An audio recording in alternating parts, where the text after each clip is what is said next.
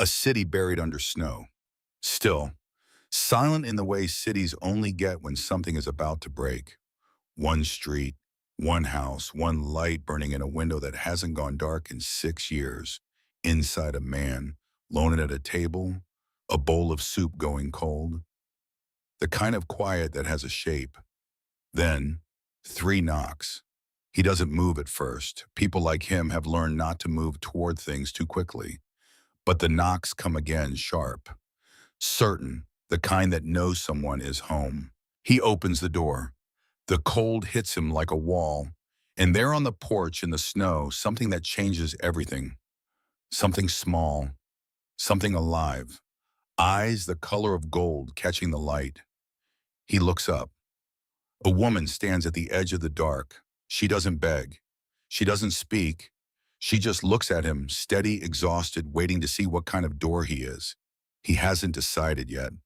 The microwave counted down. 3, 2, 1. It beeped. Elliot didn't move. The soup sat behind the little glass door, steaming quietly, waiting to be acknowledged. Like a lot of things in Elliot Greer's life lately. Waiting, patient, slowly going cold, but he was standing at the kitchen counter with both hands flat on the surface, staring at nothing in particular. The window above the sink was black except for the snow. Fat flakes, the kind that meant business. The kind that showed up uninvited and stayed for 3 days and made everything inconvenient and weirdly beautiful. At the same time, which Elliot had decided years ago, was not a combination he had any patience for. He was 44 years old. He lived alone. He had soup. That was more or less the situation. He finally opened the microwave, pulled out the bowl, sat down at the table that had 4 chairs and required 0 of them, and ate in the particular silence that only exists in houses that used to be louder. The kind of silence that has a shape that you can feel pressing against the walls. The wind hit the side of the house and the whole structure shuddered slightly. An old house, a stubborn one. It had been standing in this part of the city for 60 years and it clearly intended to keep going, storm or no storm, regardless of what Elliot Greer thought about anything.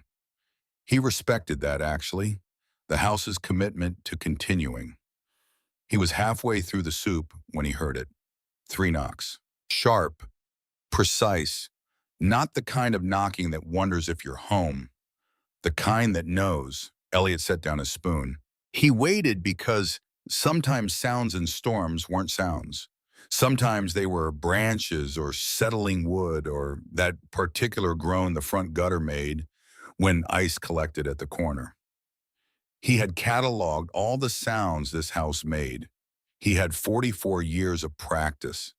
And more specifically, he had 6 years of nights alone in which cataloging house sounds had become something of an involuntary expertise. 3 more knocks, same rhythm, same certainty, not the gutter. He pushed back from the table. The hallway felt longer than usual at this hour. It always did. Something about the dark at both ends and the single light he kept burning near the coat rack, which cast everything in a yellow that managed to be both warm and slightly ominous. Which again, not a combination Elliot had asked for. He reached the door, looked through the peephole, saw snow, saw the porch railing, saw something on the welcome mat that his brain took a full 2 seconds to process because it didn't make sense in the category of things that belonged on welcome mats. It was a bundle, fabric, moving. He opened the door, and the cold hit him like a wall. The bundle was a baby.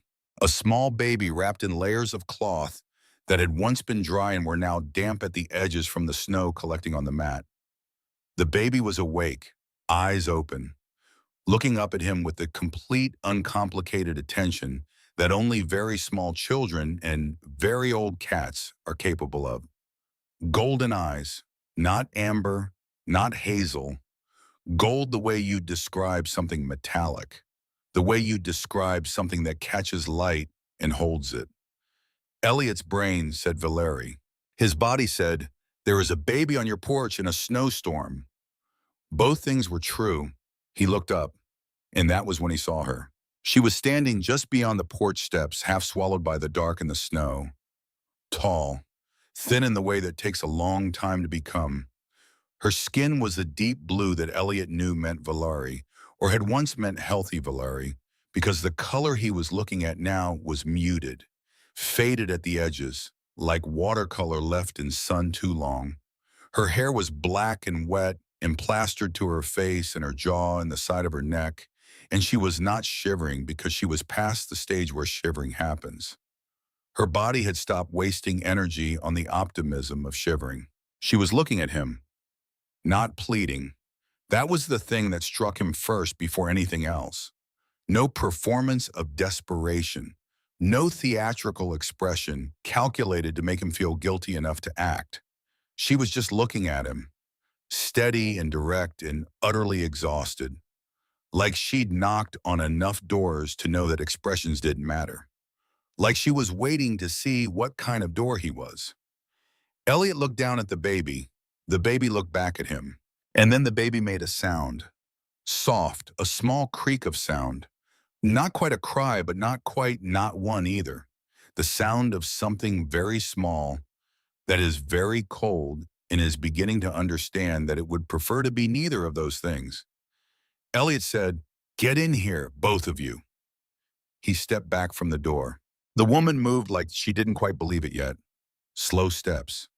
Each one deliberate, like she was ready to stop at any moment, ready for this to turn into something else, ready for the door to close back in her face because apparently that was something that had happened often enough that her body had built an expectation around it. She crossed the threshold.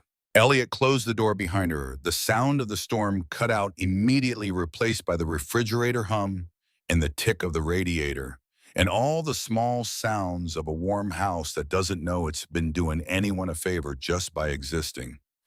He looked at her properly now, in the light. The blue of her skin was wrong.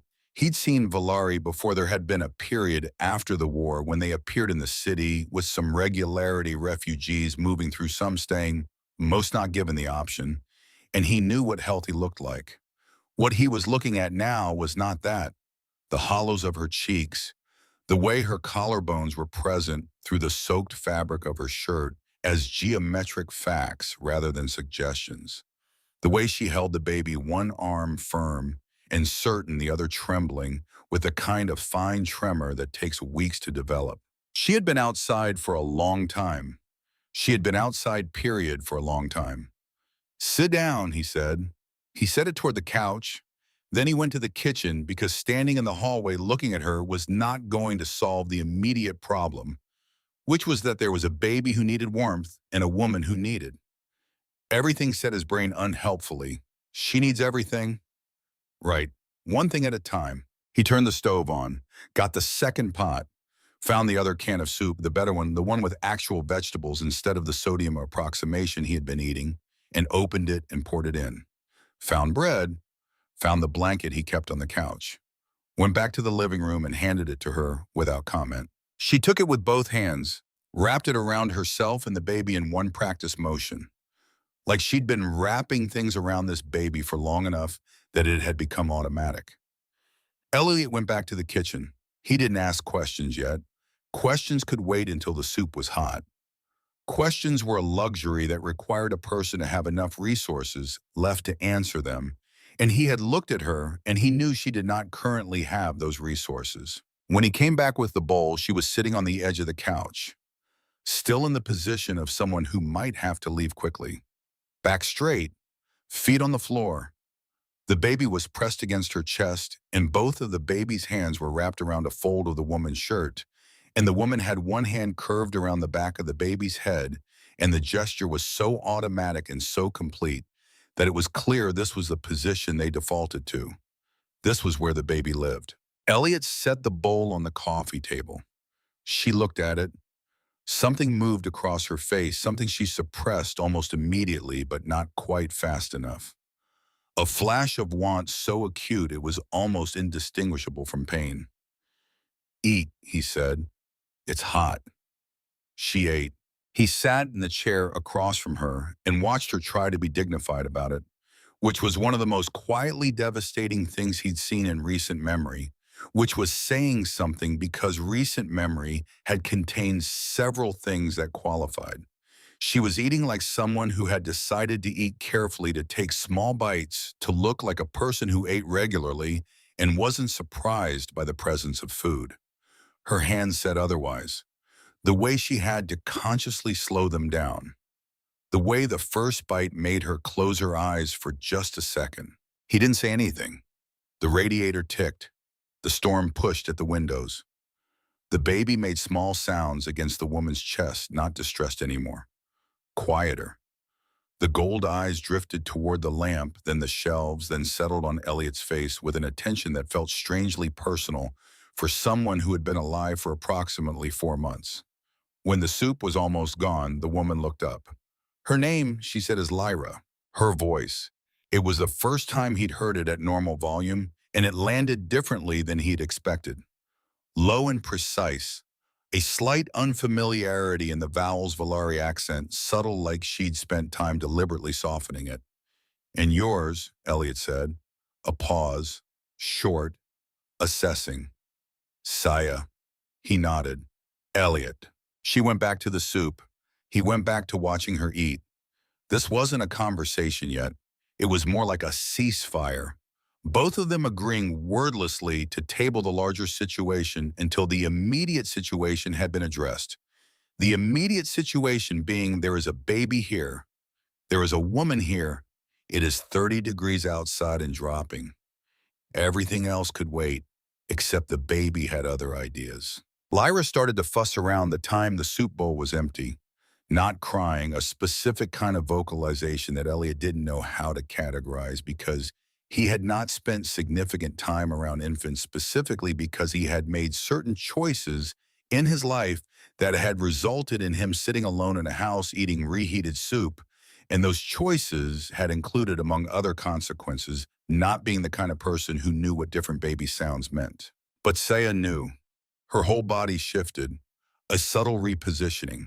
And then she looked at him with an expression that was direct and slightly complicated. Not embarrassed exactly.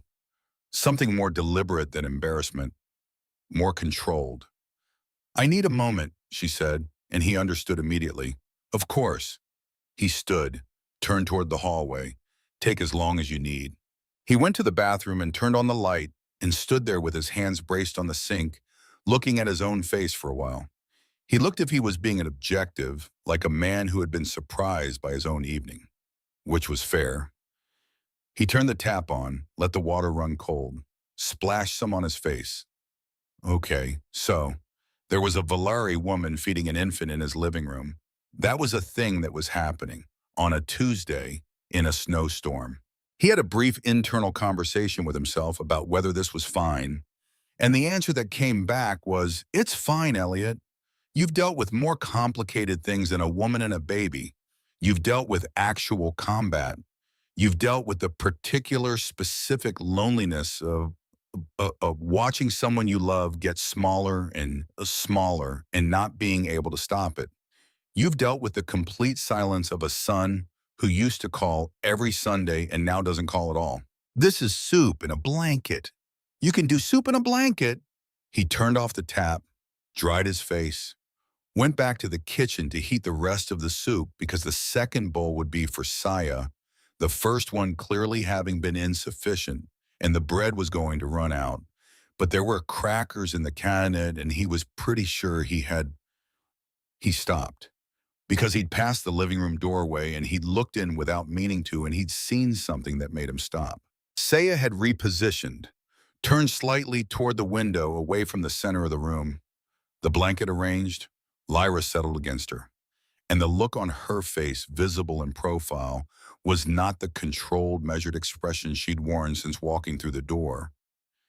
It was something else, something that didn't have an audience. She had her cheek resting against the top of Lyra's head, eyes closed. And the expression was so purely exhausted and so purely relieved and so completely unguarded that Elliot felt like he was seeing something he had no right to see, like a private document accidentally left open. He went to the kitchen, He didn't say anything about it. Some things weren't for commenting on.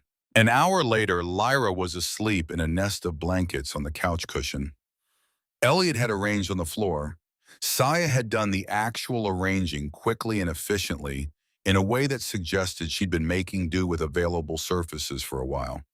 And Saya was sitting at the kitchen table with a second bowl of soup and a cup of tea she hadn't touched yet, but was holding with both hands, absorbing the warmth through the ceramic. Elliot sat across from her. The silence between them had changed quality. Still careful, but less tight. Like a room after a window has been opened, same room, different air. How long, he said. She didn't pretend not to understand. Weeks, she said. Possibly more. The days. She paused. They blur. He nodded. Shelters. Twice. Her eyes didn't move from the tea. The first one said that they had no space. I could see empty cots behind the desk. A beat. Flat, not angry, just factual. The second one let me in for one night when they saw what she looked like. They asked me to leave in the morning. What she looked like.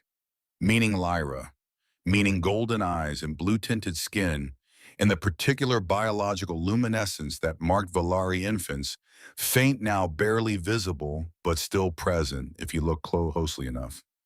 Elliot wrapped his hands around his own mug. And the knocking, he said, before mine. Several. That was all she said about that. And it was enough. He could fill in the shape of those several doors himself, and he didn't particularly want to. You're safe here tonight, he said. She looked at him then, a direct look, measuring. Tonight, she said, careful, noting the limitation. Tonight, he confirmed, then and tomorrow. Something shifted in her expression, not relief exactly, more like someone updating a calculation, revising an estimate of what kind of door this was. Thank you, she said. The words were precise, not warmed up with extra syllables, just the two words meaning exactly themselves. Elliot nodded, stood up, went to the hallway closet and came back with a folded stack of clothes, sweatpants, a flannel shirt, thick socks, set them on the chair beside her. They'll be big, he said, but they're warm. She looked at the stack for a moment. Then she reached out and touched the flannel with her fingertips. Just her fingertips. The gesture of someone who'd forgotten what fabric felt like when it was clean and dry and had no reason to be either of those things except that it just was. The spare room, he said. Down the hall. It's nothing special, but the bed is real and the heating works. She looked up. You are... She stopped herself, started again. This is more than I expected. Then your expectations were too low, he said. Not unkindly, he turned toward the sink to give her the dignity of a private moment with that. Behind him, he heard her pick up the clothes. Stand. Gather Lyra from the floor nest with the particular care of someone for whom this specific maneuver, picking up a sleeping baby without waking her, had been practiced until it was his own kind of art. Good night, Elliot, she said from the doorway. He didn't turn around, just nodded toward the window, toward the storm, toward the night outside. Good night. He stood at the sink for a while after her footsteps faded down the hall, listening to the house settle around this new arrangement. 2 more people sleeping in it. 3 people total in a space that had been calibrated for 1. It felt unexpectedly and inconveniently less empty. He wasn't sure what to do with that. He washed the bowls, turned off the lights, went to bed. He woke up at 3 in the morning because the wind had shifted, or possibly because he was expecting something to happen. He lay still for a moment listening. Nothing alarming, just the new sound of a house with more people in it, a faint creak from down the hall that he hadn't cataloged before, which meant it wasn't the house, it was a person. It was Saya moving, probably checking on Lyra, which was not his problem or his business. He stared at the ceiling. He thought about Callum. This happened automatically at 3 in the morning. At 3 in the morning, his brain apparently had a scheduled appointment with his failures as a father, which he had not booked and could not cancel and had simply learned to attend without complaint. His son's face at 20. At 22 in the doorway of the hospital, a look that Elliot could still reconstruct in precise detail. The way Callum had said, "You weren't here, Dad." Not shouting, just stating, like a weather report, like a fact of geography. You weren't here, which was true, which was the problem with true things. You couldn't argue with them. He had been on a second tour when Margaret got sick. He'd come back for a period, been with her through the treatments, then been recalled because the war had opinions about personal emergencies, and those opinions were not relevant. He'd been there for the good months and gone for the bad ones, and the last call had come while he was in a zone with no signal, and by the time he got to the hospital, she had been gone for 3 hours. 3 hours. Callum had been 20 and alone in a hospital waiting room for 3 hours. And then Elliot had come through the door. He had understood in some clear and irrevocable way that this moment was one the two of them would carry differently. Elliot would carry it as the worst thing that had ever happened to him. Callum would carry it as the worst thing his father had ever done to him. Both could be true at once. That was the other problem with true things. He got up at 5:30 and made coffee and stood at the window watching the storm end. The snow had stopped sometime around 4, and now everything was still and bright and wrong, in the way that major weather always left the world wrong. Too clean, too quiet, all the familiar shapes softened into something that looked almost forgiving. He heard her before he saw her. Soft footsteps. Then Saya was in the kitchen doorway, dressed in his flannel and the sweatpants he'd lent her. She was holding Lyra against her chest, the baby drowsy and blinking with the unfocused patience of someone who has not yet decided whether this particular morning is worth engaging with. She looked with the fresh clothes, in the sleep slightly less like someone who had arrived at the edge of collapse. Not well, but less not well. She stopped in the doorway when she saw him. "You stayed," he said. It came out before he decided to say it. She looked at him steadily. "I did." They regarded each other across the kitchen. "Coffee," he said. "I don't know what that is." He stopped. She raised one eyebrow just slightly. "You've never had coffee," he said. "Is this surprising?" "Osoy, He turned back to the counter, poured a second mug. "I don't know what I expected." He set it in front of the chair bar across from his. "Try it. It's bitter," she said after taking the smallest possible sip. "Yes. And you drink it deliberately. Every morning." She considered this, took another sip. Her expression suggested she was revising her opinion of humanity downward by a small but measurable amount. "It has warmth," she said finally. "It grows on you." She held the mug in both hands. Lyra reached up and grabbed at the sleeve of Elliot's flannel shirt on Saya, tiny fingers discovering the texture of the fabric with the focused determination of someone who has recently identified grabbing as a primary skill and intends to apply it comprehensively. They sat in quiet. The coffee steamed. Lyra moved her fingers, and then Elliot did the thing he had been not doing since he'd watched her walk through his door the night before. He reached across the table, picked up the flannel shirt sleeve, pushed up the cuff of his own shirt beneath it. Not his shirt, his arm, on the inside of his left forearm, where it would be partially obscured by clothing, but not completely hidden, a tattoo. Dark ink worn soft at the edges with age. A number and a designation. 9th Battalion, Forward Company. He had worn long sleeves since she arrived, and he had told himself that was about the cold, and it was not about the cold. Saya went completely still. She recognized it. Of course she did. The whole world knew what 9th Battalion meant.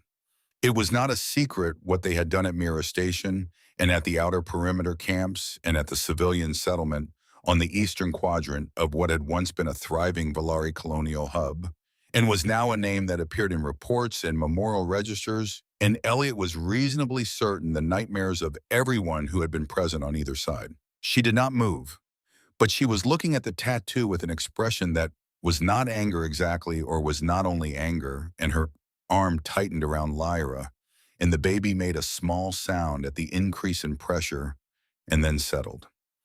Elliot pulled his sleeve back down. He turned his arm over, pressed the outside of his forearm flat on the table. Visible now a scar, old, long and irregular in the way that self-inflicted marks tend to be, which is differently shaped than accident or combat because it comes from a different kind of decision. A burn scar roughly following the line of the tattoo beneath it. He had made one decision 10 years ago and then made a different one 6 months later when he'd understood what the first one meant. He'd never tried to remove the tattoo completely. It felt like the kind of thing you should have to carry, but he'd needed to know that he'd tried. Saya looked at the scar. She looked at him. He didn't look away. Mira Station, he said. I was there. 9th Battalion Forward Company present and accounted for. A pause. I received an order. Civilian sector Eastern Quadrant. Clear and secure. Another pause. The kind that holds weight. I refused. She didn't speak. I was court-martialed, stripped of rank, discharged. He picked up his coffee mug, put it down without drinking. The men in my unit who followed the order did not face any consequences. The kitchen was very quiet. The order was carried out, he said, not a question, a statement of what they both knew. By people who weren't me, who made a different choice. He looked at the table. I've spent 10 years trying to figure out whether my choice made any difference or whether it was just, he stopped, whether it was just the version of complicity that lets you sleep. Saya was still not moving. Lyra had gone fully awake at some point in the last minute and was looking at Elliot with the steady attention of someone who understands nothing of language and therefore misses nothing of meaning. I'm not telling you this, Elliot said, so that you'll feel better about being here. You don't owe me anything for this room. I'm telling you because you should know who you're sitting across from. He finally looked up. And because I think you've had enough surprises that aren't in your favor. Saya's face went through several things. He watched them happen, couldn't name all of them. Some of them he didn't have the right to name. Then she looked down at Lyra, back up at him. Your tattoo, she said. Yes. And you covered it. Not covered, he said. He stopped, thought about how to say it. I needed evidence that I knew it was wrong, even if removing it wasn't possible. She absorbed this. Then she said, there was a man at Mira Station, Eastern Quadrant, in the last hour before. She stopped, looked at Lyra, started again differently. There were people who said there was one soldier who stood in a doorway and told his unit he would not advance, that there were children inside, that they would have to go through him. Elliot was very still. He was removed from the scene by his commanding officer, she said, before anything happened, before he could. A pause, soft and careful. People talked about him for a while after, in the camps, wondering if he was real or if someone had invented him as a way to feel less. She looked for the word, less alone in it. Elliot said nothing. I didn't know if he was real, Saya said. I didn't do enough, he said. No, she said. You didn't. It was not forgiveness. It was not absolution. It was the truest thing anyone had said to him in recent memory, and it hit him accordingly. He felt it land in the center of his chest and stay there. But you did something, she said, and I think you've been carrying the gap between those two things for a very long time. He exhaled. Lyra, apparently tired of being peripheral to this conversation, reached both hands toward Elliot's coffee mug with focused intention. No, said Saya, redirecting the small blue hands gently. Lyra reconsidered, found Saya's sleeve again, pulled it. Something eased almost imperceptibly in the room. Thank you, Elliot said, for telling me that. Thank you, Saya said, for not making me find it out by accident. They sat with that for a moment. Then Lyra made a sound that was clearly commentary on all of it. He found the paper by accident. 3 days in, he was looking for a pen. He kept them in the kitchen drawer, the second one, the one with the miscellaneous. His hand closed on something that wasn't a pen. Small, folded many times. Paper worn at the creases from folding and unfolding. He put it on the counter, looked at it. It had clearly come from Saya's bag.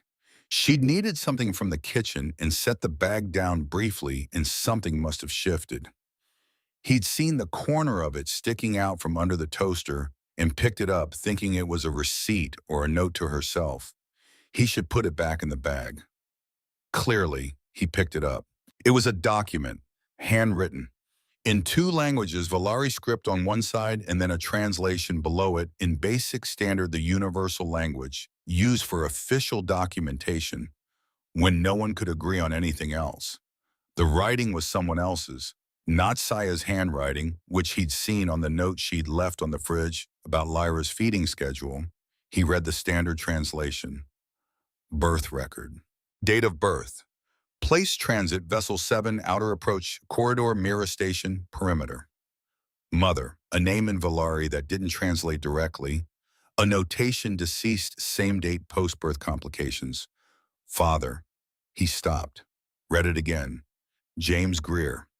He read it a third time because his brain was doing something unusual, which was refusing to process the combination of letters in front of him as meaningful. They were just letters, shapes, marks on paper. James Greer. James Greer was Elliot's younger brother. Was. The word that applied when a person has been missing for 11 years and the military has declined to issue a death certificate because the circumstances of disappearance were, in their words, irregular, which meant we don't know what happened and knowing would be embarrassing. And so we've decided officially that we don't know. Don't. James had been 23 when he went to the outer perimeter, had been assigned to a peacekeeping unit during the last months of the war, had sent Elliot one letter, and Elliot still had it in the bottom of the box in the closet. He didn't have to open it to know every word of it. In the letter, James had said things about the Valari settlements he'd been stationed near, about the families there, about a woman who had taught him 3 words in Valari and laughed at his pronunciation. And then the letters had stopped. And then James had stopped.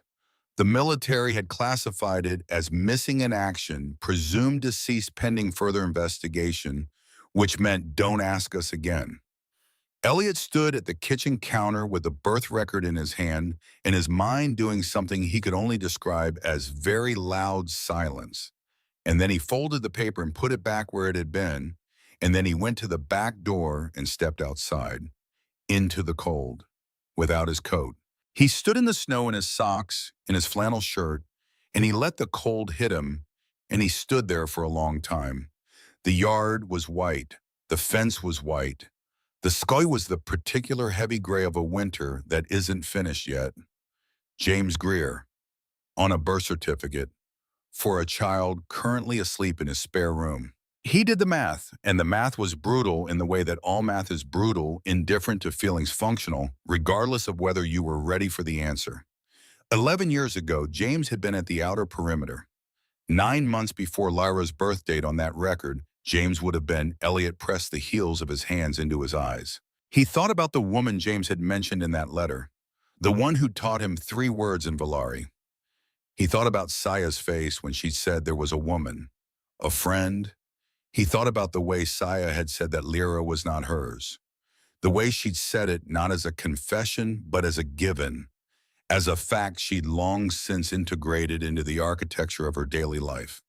He thought about James, standing somewhere in a transport corridor, 23 years old in a uniform he hadn't asked for, on the right side of something finally, and then gone. But not entirely gone. Elliot was standing in the snow in his socks, and he became aware gradually and then all at once that he was crying. Not dramatically, not with any of the usual accompaniments, just the involuntary kind.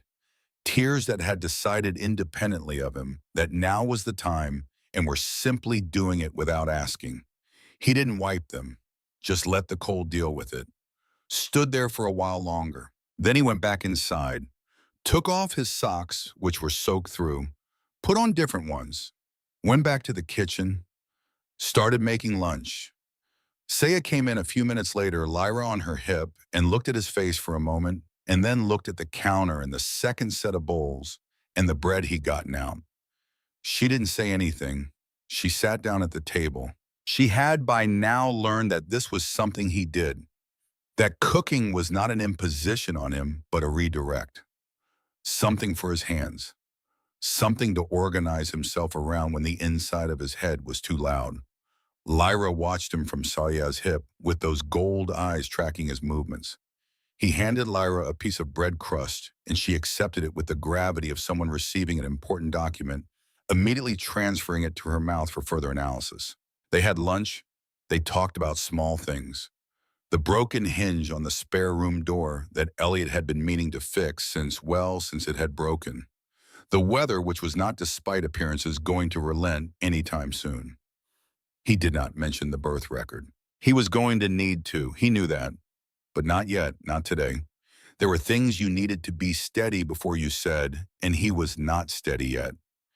He was standing in something that felt like standing in a river, the kind where the current is strong enough that you can feel it moving around your legs even when you're not moving yourself.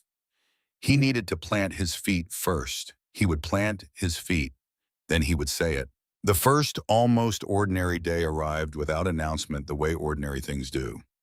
5 days in, Elliot was under the kitchen sink with a wrench because the P-trap had decided to develop opinions about water pressure, and above him he could hear Saya talking to Lyra in Valari. He'd gotten accustomed to the sound of it, the particular cadence, nothing like standard. The rhythm was different, longer, vowels, consonants that sat in different places. A musicality to the spacing that made it sound to Elliot's entirely untrained ear like something that had been thought about carefully over a very long time. She talked to Lyra constantly, narrating the way parents do, the way he dimly remembered doing when Callum was small. This is a spoon. This is a window. This is how light changes when clouds move. Giving the world to the child in language piece by piece. He tightened the joint, checked it, came out from under the sink, and found Saya in the kitchen doorway.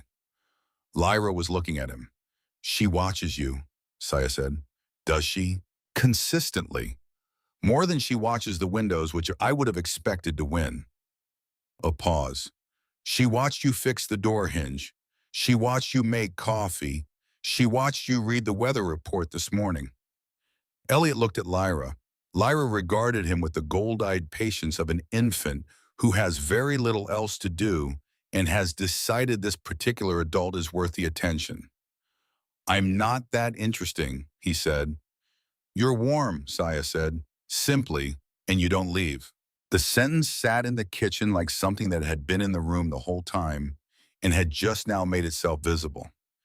Elliot didn't answer, didn't quite know what to say to that, but he felt it, not intellectually first, but somewhere more central, somewhere that had its own opinion separate from the part of him that composed reasonable responses. He said, There's enough for 3 for dinner tonight if you're around. Saya said, We're around. He turned back to the sink, tested the tap. No drip. He fixed things. It was what he knew how to do. He fixed things that were broken, and if he couldn't fix them completely, he stabilized them. And if he couldn't stabilize them, he made sure they didn't get worse. It wasn't enough. It was never going to be enough for most of the things that needed fixing, but it was what he had. He turned off the tap. In the living room, Lyra made a sound that was clearly triumph at having discovered something new. Saya said something in Valari that sounded like gentle congratulation. The radiator ticked. Outside the city was quiet under its snow. And for the first time in longer than he could accurately remember, the silence in the house had a different shape. Not the shape of absence, the shape of something beginning. He didn't know what exactly, but beginning. 2 weeks. That's all it was. 14 days, which is nothing really. 14 days is a library book overdue. A weather pattern. The time it takes for a bruise to go yellow at the edges and start to look like it's leaving. 14 days is not enough time to rearrange a life. Except it was. Elliot noticed it in small ways first. The way he automatically set 3 mugs out in the morning instead of 1. The way he'd started buying more bread without deciding to. The way the spare room had stopped being a spare room in his mind and had become quietly and without announcement Saya's room. The way the house sounds had changed, expanded to include soft footsteps that weren't his, in a voice and a language he didn't speak, in the particular small sounds of Lyra, who had opinions about everything and expressed them constantly and at volume. He noticed it most in the evenings. They developed a rhythm, without discussing it, without drafting any kind of arrangement. Elliot would make dinner. Saya would appear in the kitchen doorway with Lyra at some point during the making, which was when Lyra decided she wanted to be held facing outward so she could watch the stove with extreme concentration, as though cooking were a spectator sport, and she intended to learn the rules. They would eat. They would sit in the living room afterward while the radiator ticked and the city outside did what cities do.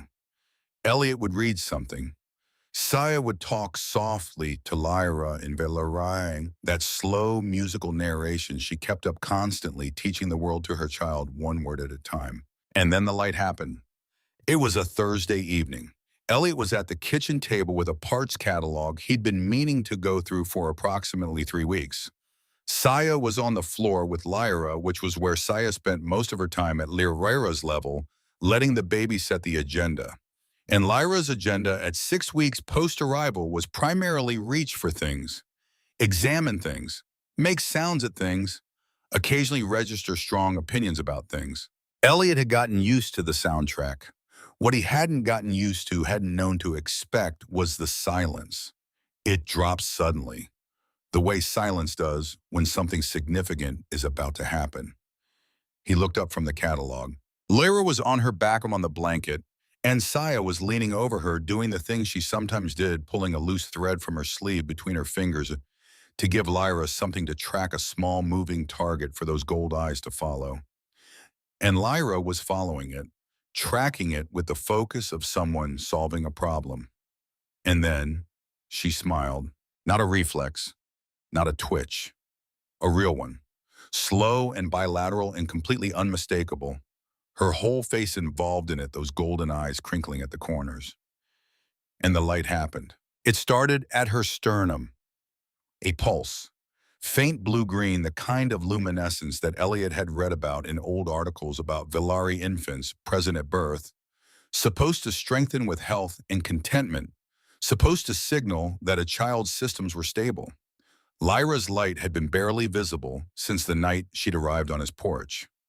A ghost of a glow, something that required specific lighting to detect. But this was different.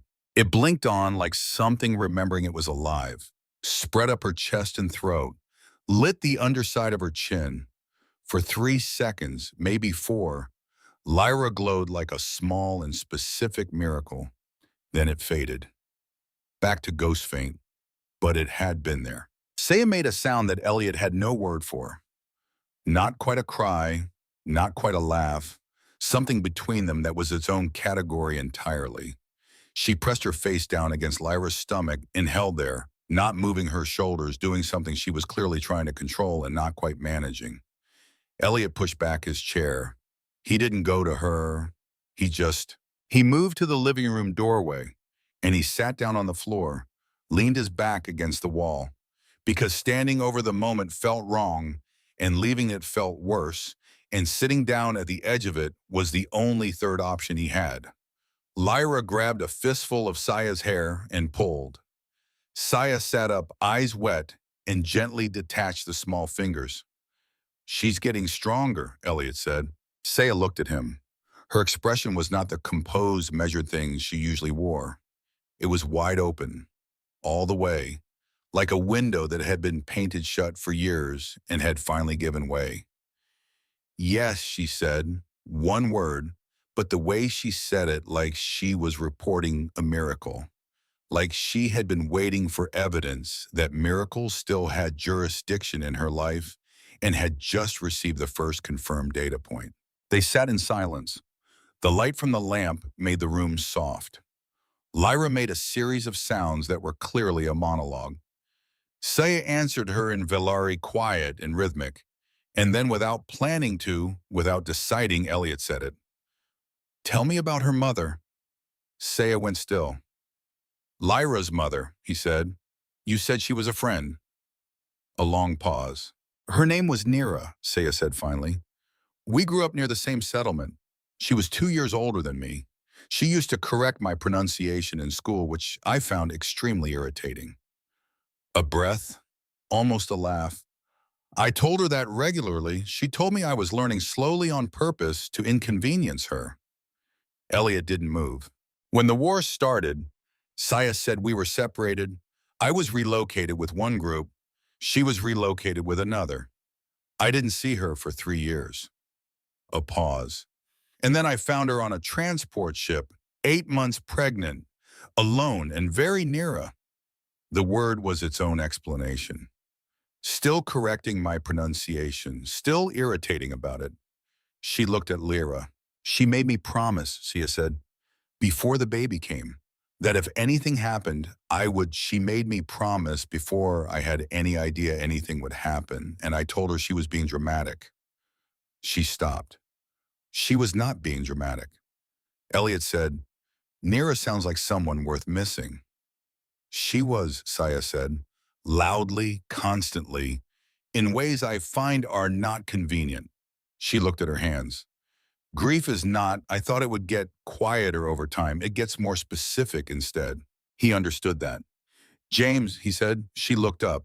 You said Nira told you about him. Yes, carefully.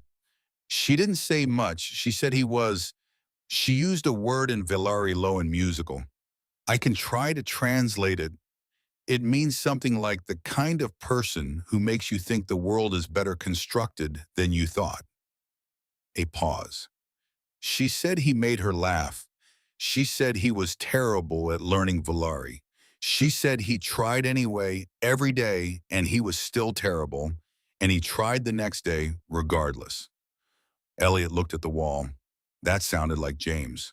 That sounded exactly, specifically, precisely like James, who had been terrible at anything that required coordination or facility and had never, not once, let that stop him from attempting things with complete commitment. She said he was going to come back, Saya said. She believed it. All the way until she stopped, adjusted. She believed it. He didn't come back, Elliot said. Not to her, just out loud. The way you sometimes need to say a thing in order to know you know it. No, Saya said. He didn't. They sat with that. Lyra, indifferent to the weight of adult history, found Saya's sleeve again and pulled it with great purpose. She has his coloring, Elliot said. Saya looked at him. The Villari blue is from Nira, but around the eyes, the shape of it. He stopped. Started again. There was something in the way his eyes sat in his face. The proportion of it. He stopped again. Never mind, I might be making it up. You're not, Zaya said quietly. I see it too. And that was the thing that made it real. Not the birth record, not the name on the paper, but Saya saying, I see it too, because she had known Nira. She had known what James looked like through Nira's description of him. And she was looking at Lyra and seeing what Elliot was seeing. The same person in a different face. Still here. Still here. The knock at the front door came on a Wednesday morning. Not the sharp, certain kind. This one was different, harder. The knock of someone who has been standing outside, working up to it for at least 60 seconds and has finally committed. Elliot was in the garage. He heard it from outside through the side door. Wiped his hands on a rag, came through to the kitchen. Heard it again, impatient now. He crossed the hallway and opened the front door, and the morning went sideways. Callum, 24 years old. 6 feet of his mother's cheekbones and Elliot's shoulders, and an expression that was both familiar and completely uncharted, the way faces are when you haven't seen them in 4 years and they've kept aging without you. He had a jacket dusted with transit grime and a bag slung over one shoulder, and he was standing on the porch with his jaw set in a way that meant he'd been practicing what he was going to say the entire journey here. Elliot said nothing. Callum said nothing. A 10-second silence that lasted approximately 40 years. I was in the region, Callum said finally. Okay, Elliot said. Work thing. Okay. Callum stopped. I wasn't coming here specifically.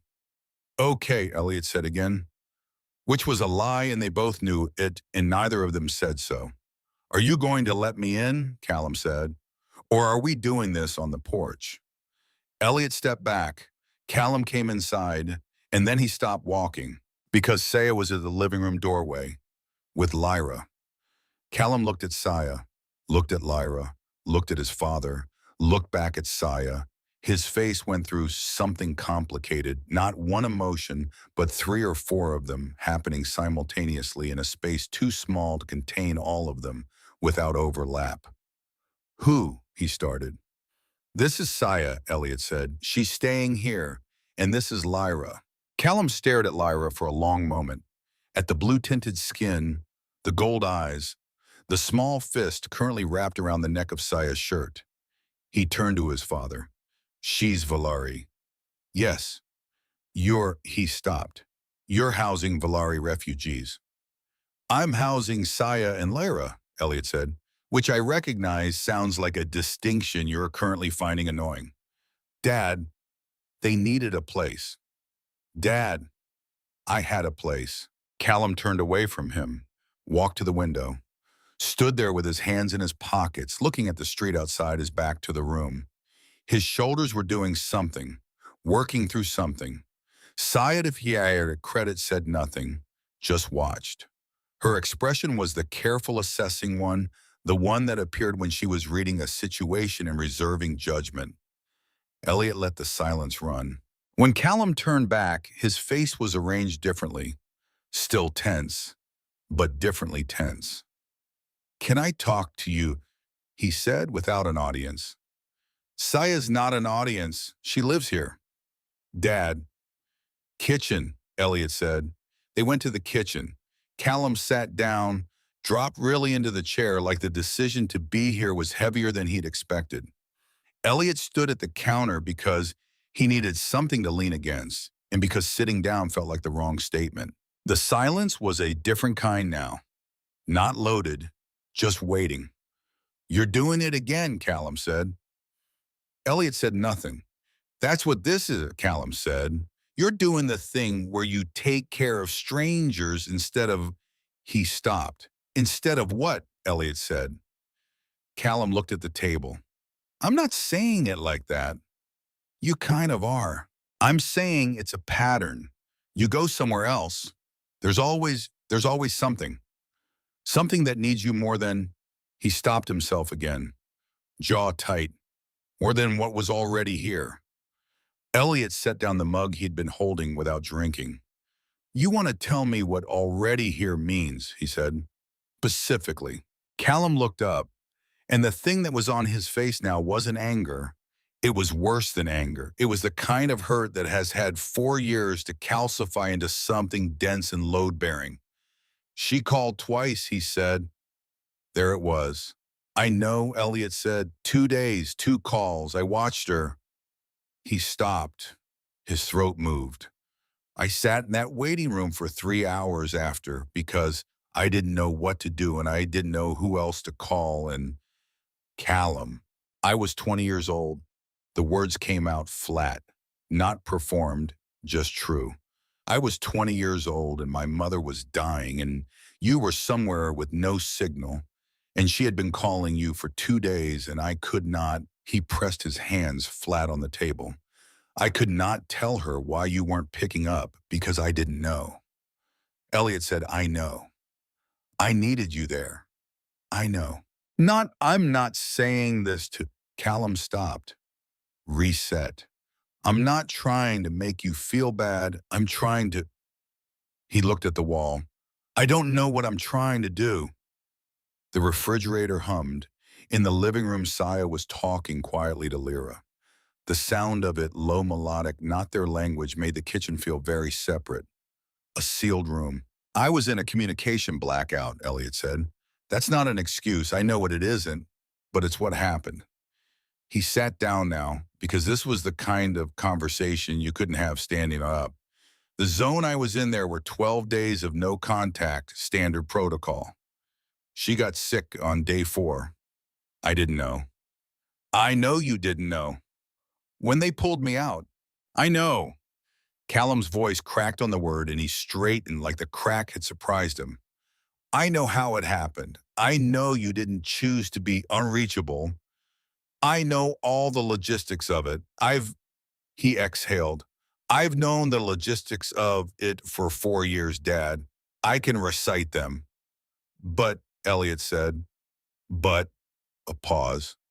But I was 20 years old and you weren't there. And then a year later, you were so busy being wrecked about it that there was no room for, he stopped. For you, Elliot said. Callum said nothing. I was so busy being destroyed that I didn't notice you needed somewhere to put it, Elliot said. That grief isn't just for the person who lost the most.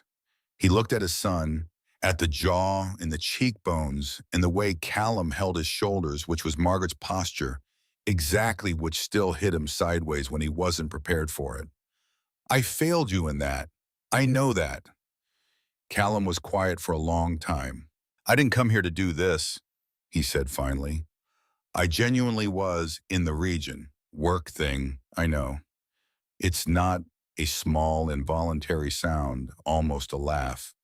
It's not true. I know. Another silence. But this one had different air in it, less sealed. She's really Valeri, Callum said, still about Saya, returning to the safer topic. She is. And the baby. Her name is Lyra. And they have been here 2 weeks roughly.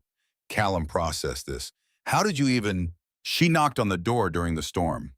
He turned to look at the hallway, toward the living room where the murmuring continued. His expression was complicated, layered. She's staying, he said, for now. And when is now over? Elliot said, I don't know. Callum absorbed this. He looked all at once very young, which happens sometimes with faces you've watched age. The old version reappears without warning and makes you aware of how long it's been. She seems... He stopped. What? Careful, he said. The way she watched me come in, she was reading the room the whole time. She's had to, Elliot said.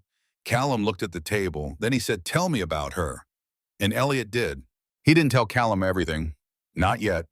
Not the birth record and not the name on it.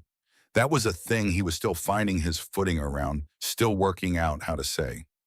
But he told him about the storm, about Lyra on the porch, about the 9 doors Saya had knocked on before his, about the shelter that had shown her empty cots and asked her to leave anyway. He told him about Saya's friend Nira, and about the promise and about what it meant to be carrying someone else's child through a world that had been making clear for months that it did not intend to make room. Callum listened without interrupting.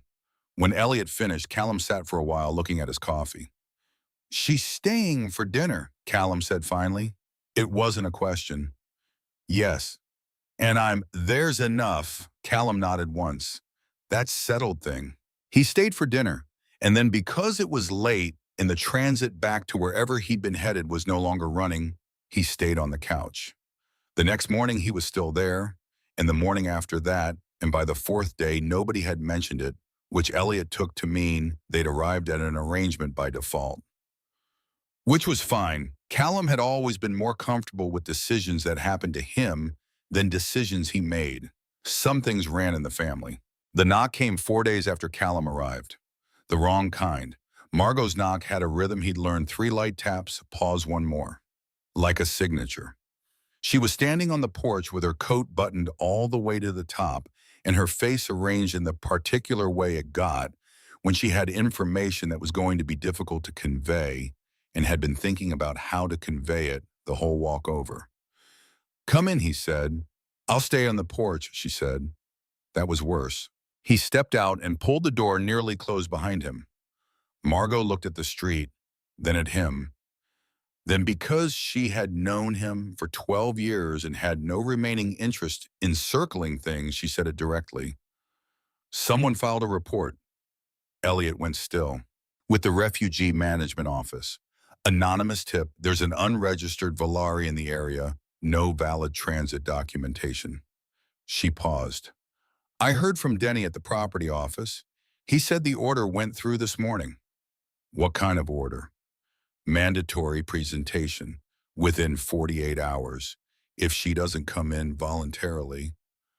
Margot stopped, pressed her lips together. They send someone, Elliot. He leaned back against the door.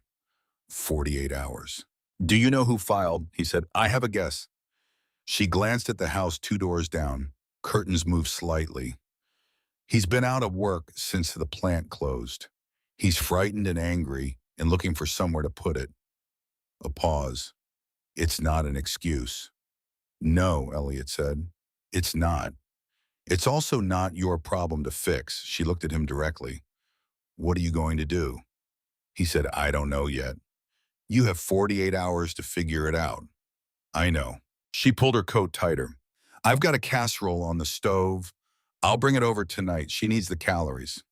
He looked at her. Don't thank me, she said. I'm doing it for the baby. She turned and went back down the porch steps. He watched her go. Then he went inside. Saya already knew. He could see it in the way she was sitting when he came into the living room. The spine straight, the feet on the floor, the position of someone ready to stand quickly. The position she'd worn the night she arrived, gone from for 2 weeks, back now settling over her like something she'd put away and retrieved. Lyra was on her lap, peaceful. No idea. I heard voices, Saya said. Margot. He sat down, not across from her, beside her. She came to tell me. I understood some of it, Saya said. She has a clear voice. Of course she had. 48 hours, he said. Yes. If you go in for the presentation, they'll deport me. Flat, not afraid, just factual. They'll take Lyra and classify her separately because she's not legally mine, and then she stopped. They'll put me on a transit bus to whatever facility has space, and Lyra will go to processing. And I don't. For the first time, her voice changed, just slightly, just at the edges. I don't know what happens to Volare infants in processing. I know they go in. I don't know. She stopped herself. Elliot said nothing. I'm not surprised, she said, and the way she said it, quiet and settled, was somehow worse than anger would have been. I've been waiting for something like this. I knew it was too. She looked at Lyra. I knew. You're not going to presentation, Elliot said. She looked at him. We need a different option. He stood up. Let me think. There is no. Let me think, he said. He went to the garage. He did his best thinking in the garage, with something in his hands, something that needed to be understood mechanically in terms of cause and effect, in terms of what was broken and what could be made to work. He stood at the workbench and he turned the problem over the way he'd turn a seized bolt, looking for the angle, looking for where to apply pressure. 48 hours. Saya couldn't present voluntarily, couldn't stay in the city without her documentation being flagged, couldn't disappear into the city without papers because every transit hub had checkpoints now, couldn't. The door from the kitchen open. Callum stood in the doorway. He'd been here 4 days, still there, still doing things without announcing he was doing them, fixing the hinge Elliot had fixed wrong, going out for groceries, sitting with Saya in the evenings, with the silence between them becoming incrementally less sharp. It had happened quietly the way most things that actually matter happen, not declared, just accumulated. I heard, Callum said. Elliot said, yeah. 48 hours? Yeah. Callum came down the 2 steps into the garage, looked at the workbench, at Elliot's hands flat on the surface. I have a contact, he said, at Port Kellerman. Elliot looked at him. Cargo carrier, mid-range hauler. Does the outer colony route stops at 6 settlements? Last stop is Vera. He paused. She runs clean. Captain owes me from a bad haul 3 years ago where I covered a manifest discrepancy that wasn't technically in my job description. Elliot was very still. She's leaving, and Callum checked his watch, a habitual gesture. 31 hours. Callum. Vera operates under the Outer Colony Compact, Callum said, like he'd been sitting on this for a while and had worked it all the way through. Different jurisdiction. The refugee management orders from here have no enforcement arm past the sector boundary. Once Saya's off planet, the 48-hour order becomes retroactive on paper and meaningless in practice. Elliot studied his son. When did you boom? About 10 minutes after Margot left. He looked at the floor. I've been doing this job for 3 years. I know every carrier on this route. I know who's leaving when. A pause, Oakon. I know how to get someone on a ship that doesn't officially have passengers. That's not a small favor to call in, Elliot said. No. Callum met his eyes. It's not. If it goes wrong. I know what happens if it goes wrong, Dad. I've thought about it. He crossed his arms. I want to do it. Elliot said, why? And Callum, who had given him 100 words about what had broken between them, and this was going to be the most important one, said, because she needs someone too. Simple as that. Simple as the thing Elliot had said to Saya on the first night. Because you needed help. Because no one else did. Like it ran in the family. They told Saya together. She listened without interrupting. Sat with Lyra against her chest and listened to both of them explain Callum with the logistics, Elliot with the route, both of them watching her face for the thing that would stop them. When they finished, she was quiet for a long moment. Vera, she said. Outer Colony, Callum said. So I'm mixed settlement human and Valari. I'm not going to tell you it's perfect. I don't know enough about it to say that, but the compact gives you actual legal standing there. You're a person with rights, not a case number, Saya said. Yes. She looked at Elliot. You would do this, she said. We would do this, he said. You'd be leaving. Her voice was careful, precise. Your home, your work, everything that's... Yes, he said. You've had enough here, she said. Not unkindly. You could just... Saya, she stopped. I'm going, he said. That's settled. What I need to know is whether you're coming. She looked at Lyra, then back at him, then at Callum, who was standing near the doorway, with his hands in his pockets in an expression that managed to be both completely neutral and completely readable. When she said, 30 hours, Callum said, she absorbed this. Then I need to pack. The house became a different kind of busy, the organized, purposeful kind. The kind that happens when people stop waiting to see what happens and start making it happen instead. Elliot went through closets with a systematic efficiency that surprised him. Apparently, he had developed opinions about what mattered and what didn't, and the opinions sorted themselves very quickly when a departure window was involved. Warm clothes, tools the ones that traveled, documents the ones that were his. He left Margaret's things, not because he was finished with them, but because they belonged here. This house, this city, this version of his life that was going to continue without him, quiet and intact, and she should remain part of it. He stood in the bedroom doorway for a moment, just looked at what the room held, then closed the door gently. Saya moved through the spare room with a speed and efficiency that reminded him clearly that she had not been stationary long enough to accumulate things. She had very little to pack, which should have been straightforward, was not actually straightforward to witness. Callum went out, came back an hour later with 2 bags from the supply store, new sturdy, the kind built to last. He set them in the hallway without comment. Saya looked at them for a moment from the doorway of the spare room. She said, why are there 2? Callum said, 1 for you, 1 for Lyra's things, so they don't get mixed. She looked at him for a long moment. You're very practical, she said. I've been told, he said. It's a compliment. He made a sound that was not quite a laugh. I know. They regarded each other. Elliot, passing in the hallway, caught it. This was the thing between them that had been building without anyone talking about it directly. The 4 days of careful parallel existence. the evenings on opposite ends of the couch. The morning when Callum had held Lyra for the first time reluctantly at Lyra's insistence because Lyra had apparently decided to make the acquaintance of every adult in the household on her own schedule, and the look on his face had been something between alarm and complete surrender. Callum had not expected to feel things about this. He was clearly at this point feeling things about this. "You don't have to come," Saya said. To the port. You've done enough." "I need to verify the manifest," he said, "or it doesn't work. And after that," a pause. "After that is after that," he said, which was not an answer, but was also clearly not nothing. Night fell. Elliot sat in the kitchen. The house was quieter than it had been in 2 weeks, not empty, but preparing to be. The kind of quiet that collects before departure. He'd felt it before. The night before he'd shipped out the first time. The night before the funeral.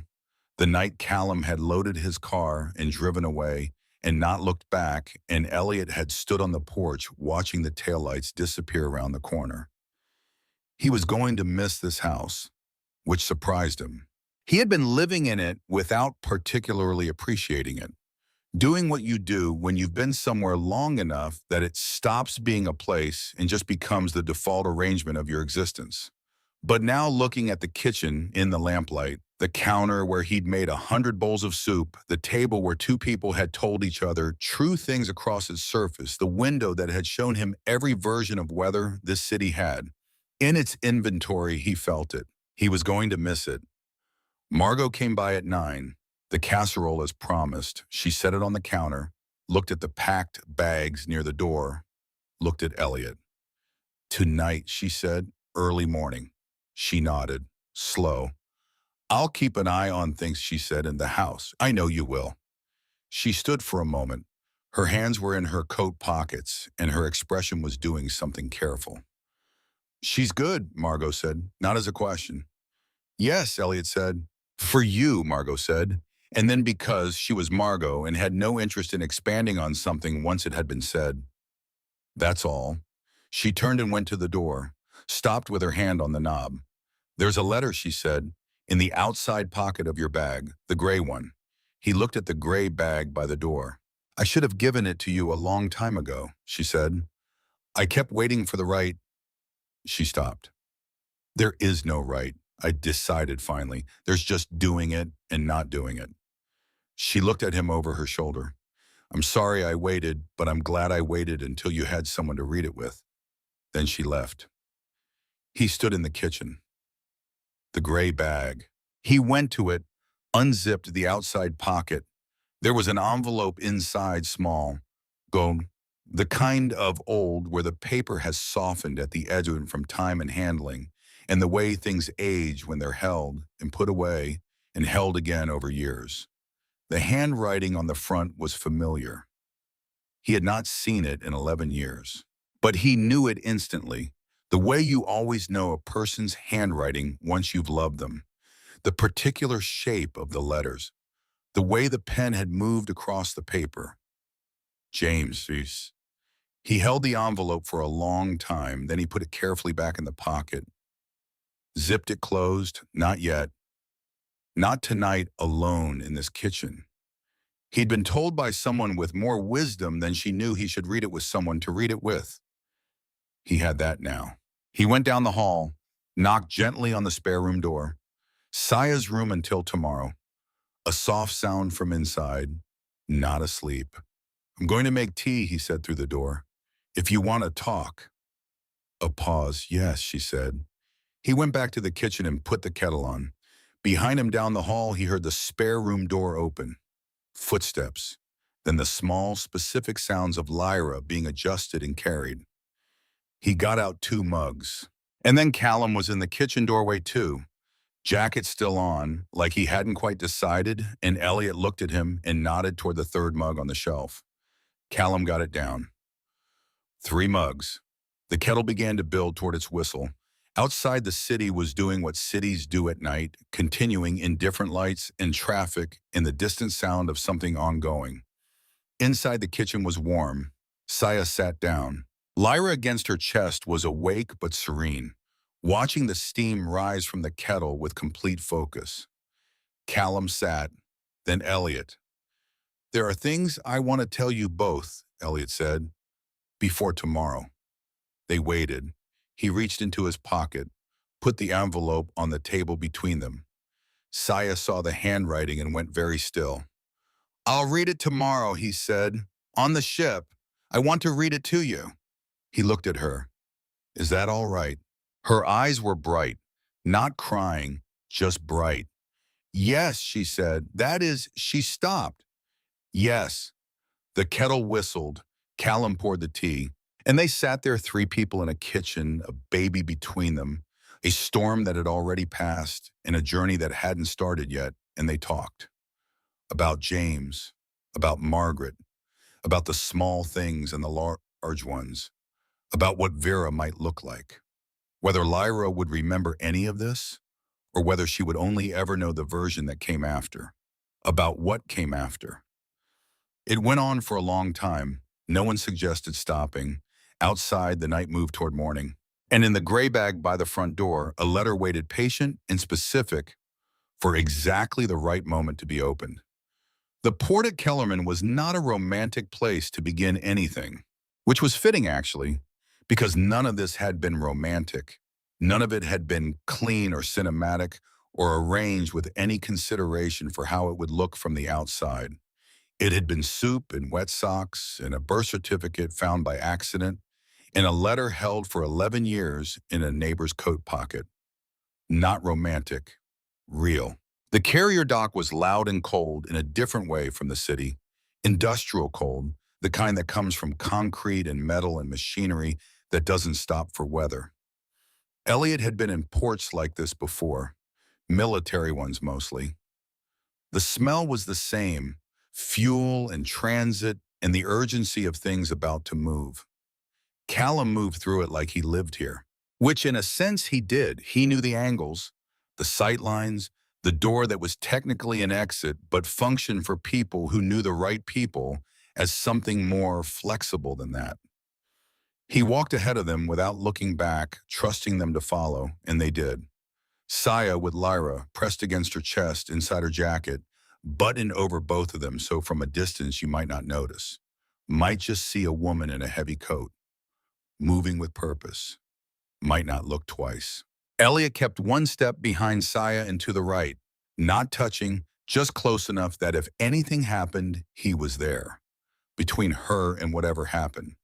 He wasn't sure when he'd started doing that, the positioning, being the one step to the right. Probably around day 4 when it had stopped being a conscious decision and become just the place he stood. Callum stopped at a door, knocked twice, pause, one more. It opened. The woman on the other side was short and broad and had the deeply unimpressed face of someone who had seen every variety of human complication and had long since stopped being surprised by any of it. She looked at Callum, then at Elliot, then at Saya and the specific shape of the heavily buttoned coat. She said, "That the 3+1 you told me about." "That's them," Callum said. "Manifest has you as cargo inspection staff," she said to Elliot. "You ever done cargo inspection?" "I can inspect cargo," Elliot said. "Good enough." She looked at Saya. "You ever ridden cargo class?" "I've ridden worse," Saya said.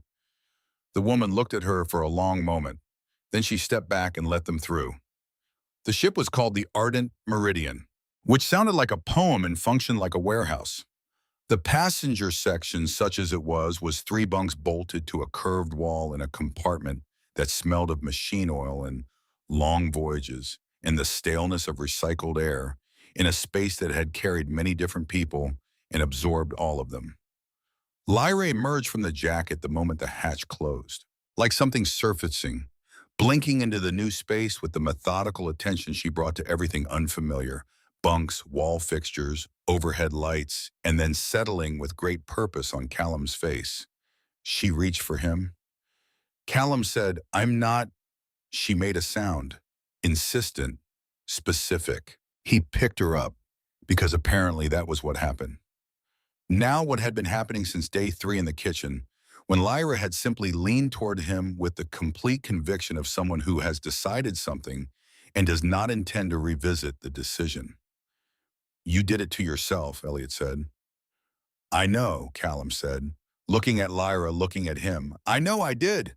Saya sat down on the lower bunk.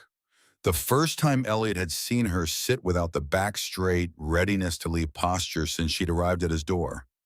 Just sat, exhaled. The hatch sealed behind them with a pressure sound that meant the outside had been officially separated from the inside. The outside with its 48-hour orders and anonymous reports and curtains twitching 2 doors down. All of it sealed on the other side of a hatch. They felt the engines before they heard them, a vibration through the floor, then a low building frequency that was less sound than sensation.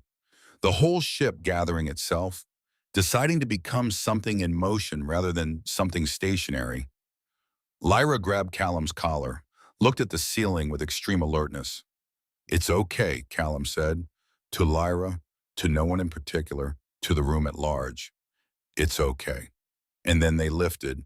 Elliot opened the letter in the dark. Not because he planned to do it in the dark, because the lights in the compartment had dimmed to travel mode around the 3rd hour, and Saya and Lyra had both been asleep, and Callum had gone to talk to someone on the deck above, and Elliot had been lying on the top bunk, staring at the curved ceiling, and the gray bag had been right there, and the envelope had been in it, and he had been thinking about nothing else for 3 days.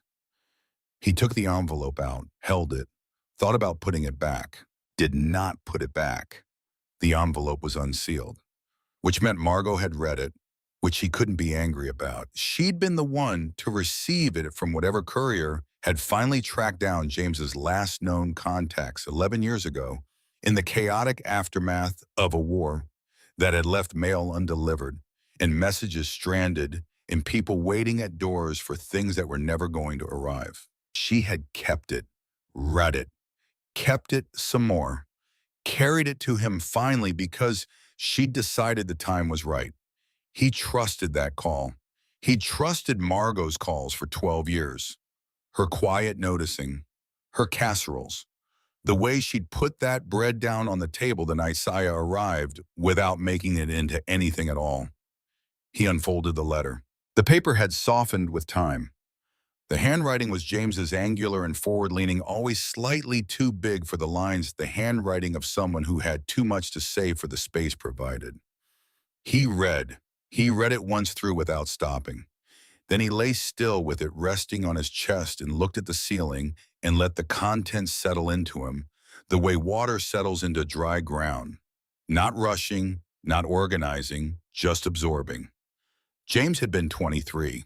23 and stationed at the outer perimeter in the last months of a war that was finishing badly for everyone.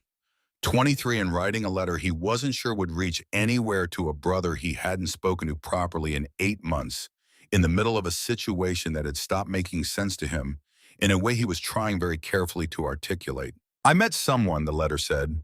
"Her name doesn't translate. She says the closest thing in Standard is something like morning water, which she told me with the tone of someone who finds the inadequacy of other languages personally offensive. I find this extremely charming. I've told her that. She told me I was easy to please. She's not wrong. She's a teacher, was a teacher. Back in the settlement before all this, she taught children how to read in Valari, which apparently has a completely different system from anything we use, more like music notation than letters. And when she tried to explain it to me, I understood approximately none of it. I told her that. She said she'd give me 5 years and I'd get it. I said that's a long time. She said some things require a long time. I hope she's right about that and other thing." Elliot's throat closed. He kept reading. "Elle, I know we haven't been right for a while. I know that's partly me, partly the way things went with the tours, partly the fact that we're both exactly bad enough at talking that we can maintain a silence indefinitely if nobody breaks it. I'm breaking it now because I think something is happening here and I want someone who knows me to know about it before it becomes either very good or very bad. And you're the only one. She's pregnant. I found out last week. I don't have words for what that is. I've been trying to find them for 7 days and they keep not being sufficient. But I'm telling you because you're my brother and because if something goes wrong, if I don't make it back from whatever comes next, I want someone to know that she existed, that they existed, that I was here with them for this short time and it mattered. If I don't come back, find them, Elle. If you can, that's all I'm asking. Elliot lay on the bunk for a long time after. The ship hummed around him. The recycled air moved through its cycles. Somewhere below, Callum's voice was audible through the floor, low and steady, probably talking to whoever he had found on the upper deck, or possibly to no one, just to hear himself in the new space. He folded the letter carefully, the exact same creases as before where it had been folded many times by Margot's hands, and before that by a courier's, and before that by James himself sitting somewhere in the outer perimeter, with a lamp and the weight of a person trying to say the important things, before the important things became impossible to say. He pressed it flat against his chest. Then he heard movement below. Saya awake. He climbed down from the bunk. She was sitting up with Lyra, who was not asleep, was in fact extremely awake and reviewing the compartment again, as though new information might have appeared since the last time she checked. Saya looked at the envelope in his hand. He sat down next to her, not across from her, next to her. So they were both facing the same direction, the closed hatch, the small illuminated panel, the curved wall of a ship in transit. I read it, he said. Yes. She could see that on his face clearly. I want to... he stopped. Can I read it to you? She looked at the envelope. Yes, she said. So he did. He read it to her in the low light of the compartment while Lyra sat between them and worked on understanding her own hands, which were apparently still quite interesting. He read every word, even the ones that were hard. Even the part about Nira, whose name James hadn't used, didn't know it yet, but who was present in every description. In the Morning Water translation, in the music notation, in the 5 years. When he finished, neither of them spoke for a while. Lyra looked up at both of them in turn, made a small sound, went back to her hands. He wanted you to find them, Saya said finally. Yes. It took 11 years. Yes. She was quiet. Then, he would have been a very bad student of Valeri. Something cracked open in Elliot's chest, between the grief and the whatever the other thing was. The thing that lives right next to grief when grief has good company. He made a sound that was almost a laugh. He would have been catastrophic. Nira would have loved teaching him, Saya said. She loved an impossible project. He would have tried every single day, Elliot said. Gotten it wrong every day. Tried again the next day. Yes, Saya said. She said that, exactly that. They looked at Lyra, who looked back at them with those gold eyes, both of them in turn, like she was taking attendance and finding the number satisfactory. She has his hands, Elliot said. It came out quietly, just an observation that had been waiting. The proportion of the fingers, the way she holds things. He watched Lyra wrap her whole fist around his thumb without being offered it, just reaching over and taking it like she'd already decided it was hers. He used to grab things like that, like everything was worth holding on to. Saya looked at the fist. Then she looked at Elliot. I'm glad it was you, she said. Who opened the door? He looked at her. I knocked on 9 doors, she said. That night, before yours. 9. He hadn't known the number. I was gonna stop after yours, she said. I'd decided, if this one also, she stopped, started again. I wasn't going to leave her somewhere. I want to be clear about that. I was never going to do that, but she looked at her hands. I was very tired. I know, he said. You answered, she said. You just opened the door and stepped back, like it wasn't complicated. She paused. Was it complicated? Extremely, he said. But you did it. But I did it. She was quiet for a moment. Why? She said. I still wanted to know why. He thought about it. Honestly thought about it, not the quick answer, not the reasonable sounding one about soup and warmth and basic human decency. The real one. The one that had been sitting underneath the reasonable answer this whole time. Because I'd spent 6 years closing doors, he said, and I think some part of me knew that if I closed one more, he stopped. I think some part of me knew I wouldn't stop. She looked at him. So it wasn't about me, she said. Not hurt, just precise, the way she always was. At first, he said, in the first 5 seconds, it was about me. He looked at Lyra, who was still in possession of his thumb and appeared to have no intention of releasing it. And then I saw her, and it was about her, and then I looked up and saw you, and then it was... He stopped. It was about something I didn't have a word for yet, he said. Saya said nothing, but she leaned back against the wall, just slightly, just enough that her shoulder was against his. Not a dramatic gesture, barely a gesture at all, except entirely perceptible. He didn't move. Neither did she. Lyra, satisfied with the thumb situation, fell asleep between them. And in the dark of the compartment with the ship moving through the space between one life and another, that was enough. It was exactly enough. Vera had 2 sons. That was the first thing, before the landscape or the colors or the air temperature or any of it. 2 suns rising together in the light they made together was not like anything Elliot had a reference for. Not gold, not white. Something between and adjacent to both of those, something that made the sky a color he'd have said wasn't possible before he saw it. Soft violet going amber at the edges where the suns were strongest. He stood at the edge of the landing area and looked at it for a full minute before he could think about anything else. Then Lyra made a sound from Saya's arms, the specific sound she made when she found something worth investigating, and he looked over.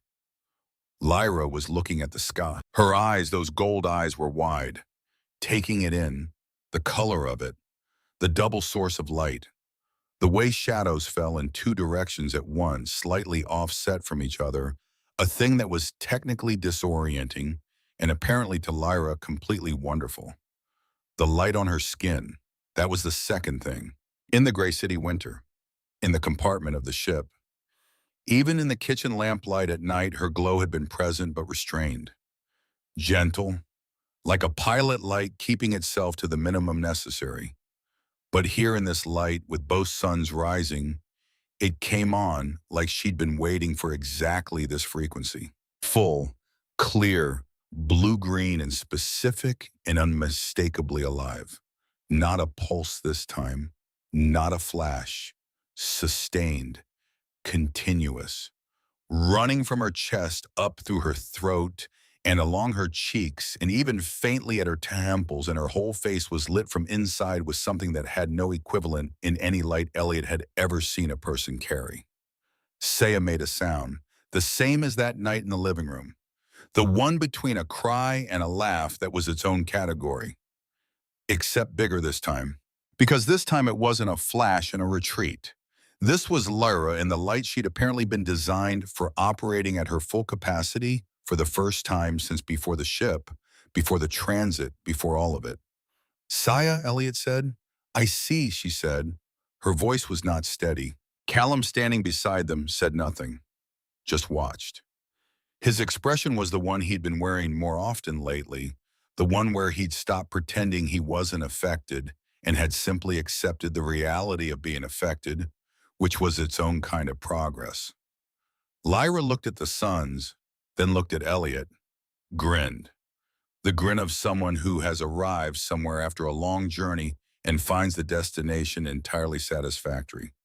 The settlement was called Marin's Cross, named after the first person who'd staked a claim on the ridge above the river, which had been records indicated a deeply stubborn woman with no regard for conventional wisdom who had planted her flag in the face of 3 different kinds of opposition and had turned out to be right about all of them. Elliot had read about her on the ship. He'd liked her immediately. The settlement wasn't large.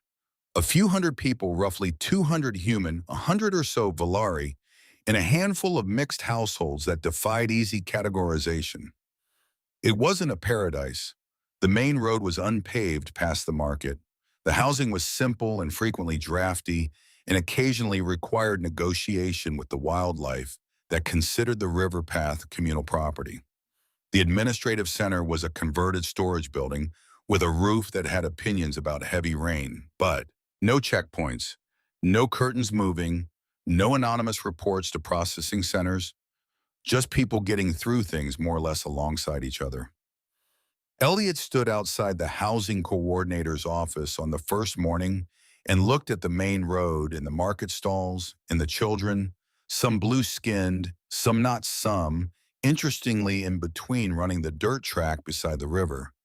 And he felt something he hadn't felt in a very long time. Like it was possible that things could be worked out. The housing coordinator was a compact Valari woman in her 50s named Thessaly, who wore reading glasses and had the practiced expression of someone who'd seen everything twice and was no longer startled by any of it. She processed their arrival papers without drama. She asked the standard questions efficiently and without personal investment in the answers. Then she looked at Lyra, who was strapped to Saya's chest in a carrier and was currently being lit moderately by the light coming through the office window. Thessaly looked at the glow, then back at her papers. Mixed heritage, she noted. Professionally? Yes, Saya said. First generation? Yes. Thessaly made a notation. We've got two others, older. If she wants company when she's walking around. She looked at Saya over her glasses. They're good kids, bit loud. Saya blinked, like she hadn't expected that. The offhand normalcy of it. The complete absence of the word problem anywhere in the vicinity of the conversation. Thank you, she said. Thessaly had already moved on to the next form. The house was small. 2 rooms and a kitchen that was technically 1 room if you were being precise about it. A window that faced east and caught the second sun coming up, which turned out to be important because the second sun came up approximately 40 minutes after the first, and in that window of single sunlight, the air was a specific temperature and color that Elliot would later struggle to describe to anyone who hadn't been standing in it. Warm, but not heavy, gold without glare. He stood in it on the first morning in the house and drank coffee. Real coffee he'd brought enough for 2 weeks in his bag because some things were non-negotiable, and the smell of it filled the small kitchen, and he stood at the east window and watched the first sun and thought about nothing in particular, which turned out to be very pleasant. He hadn't thought about nothing in particular in years.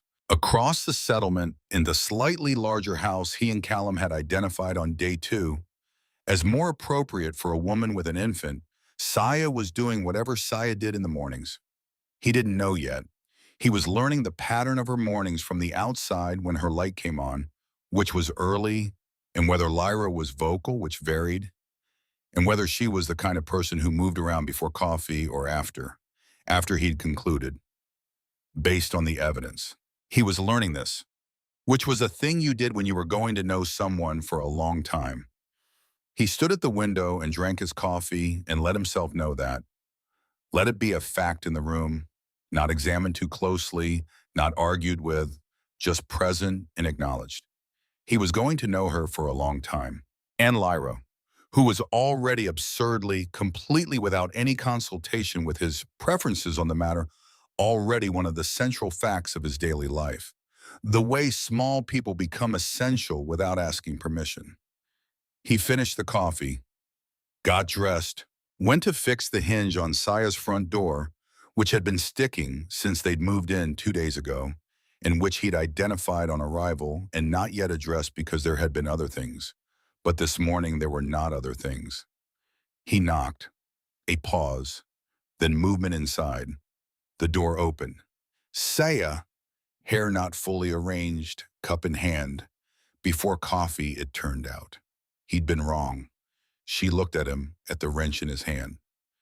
The hinge, he said. It can wait, she said. It's been annoying you. I've managed worse than a sticky hinge. I know, I'm fixing it anyway. She considered this for a moment, then stepped back. Coffee, she said. Just had some. Second coffee.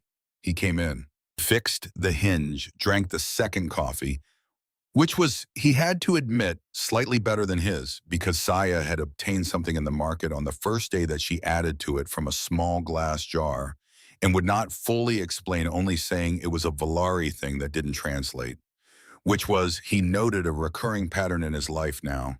He didn't push. Some things you let arrive on their own schedule. Callum stayed.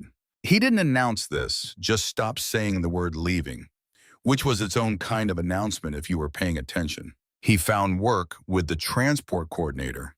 Someone was always needed who knew carrier routes, understood. Manifest could navigate the specific bureaucratic landscape of intercolony shipping. Callum understood all of it, had been doing it for 3 years, and was Elliot gathered from the speed with which the coordinator offered him a position genuinely very good at it. He rented a room in a house 3 streets over. He came for dinner 4 nights a week. This also happened without discussion.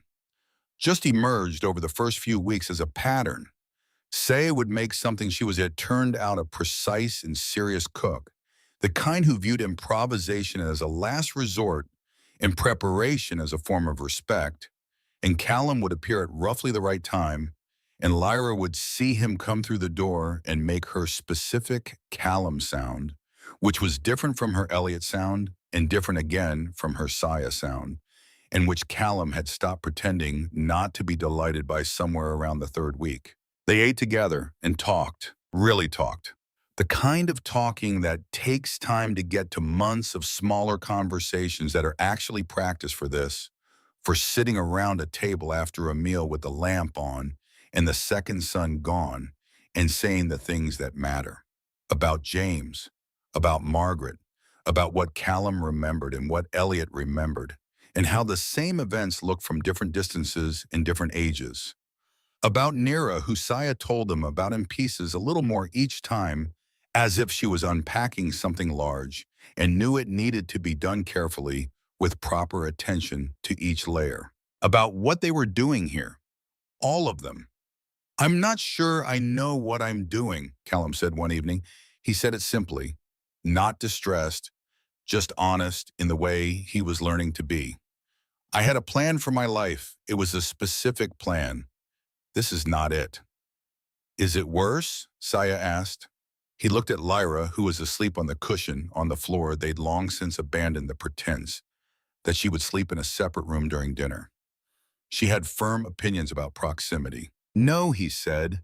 "Then maybe it's a better plan," Saya said. "That's not how planning works." "Maybe planning isn't how life works." Callum looked at his father. Elliot said nothing, just raised his cup, which meant she's right and you know it. Callum made a sound of reluctant acknowledgement. "I hate when the two of you do that," he said. "Do what Elliot said. The silent agreement thing, where you both know something and you don't say it, and I'm supposed to figure out that you both know it." "Did you figure it out?" Elliot said. "Yes." "Then it worked." 3 months into life in Marin's Cross, Elliot found a workshop. Not large. A converted outbuilding at the south end of the market road, available for a monthly amount he could cover from his savings while he worked out what came next. He cleaned it out. Organized it the way he organized all his spaces, by function, by frequency of use, by the logic that things should be where you reach for them. Word got around the way it does in small places that there was someone who fixed things. People came, machines mostly, tools, the practical infrastructure of a settlement that was always at the edge of its maintenance budget, but also other things.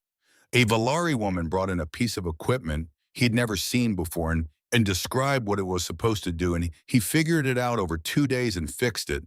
And she looked at the result with an expression he recognized, the expression of someone who had not expected to be taken seriously and had been anyway.